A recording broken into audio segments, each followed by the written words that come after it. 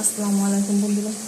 এই তো আমার ইলিশ মাছ ভাজি আর এখানে এই তো মাকড়না রান্নার লাগে সব প্রস্তুতি, সব মশলা কষা দিয়ে দিচ্ছি। এখন খালি মাকড়না দিয়ে পানিটা দিয়ে দিন বাস, ঠিক আছে। এই তো দিয়ে দিলাম মাকড়না ফালাটা,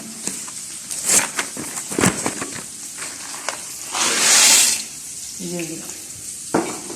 আলহামদুলিল্লাহ এখন আমার আরামসে এটা খাতির দাম হইতে তো আমার একটা নেই ফেরা নেই, ঠিক আছে। আর আমি ওই তো চাপটিটা লুয়েছিলাম যে এটা একটু খাও একদিকে। আর এখন আমার গরুর গোষ্ঠটা খোলার ভালা।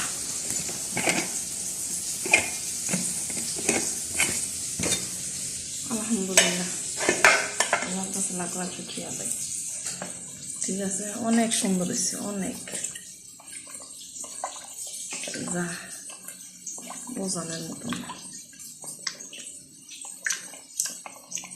এখন আবার দেখা গেছে আমি চিন্তা করেন তরকারি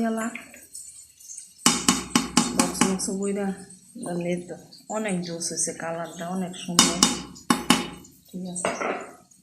তরকারি মাখা নিলাম ধরুন বক্স বইরা খাইলে, ঠিক আছে। রেডি আর একটা করতো না। এই তো তম্বাকের কাম শেষ, মাছ ভাজি জড়িয়ে গেল। এই তো যেমন আমার গরুর গোস অনেক ফেভারিট, এমন আমার ইলিশ মাছ অনেক ফেভারিট।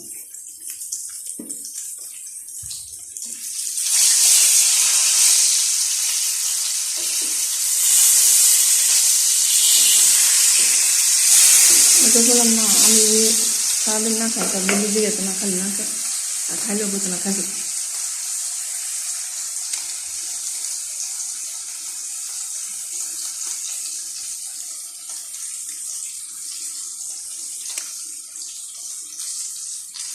ভালো থাকবে।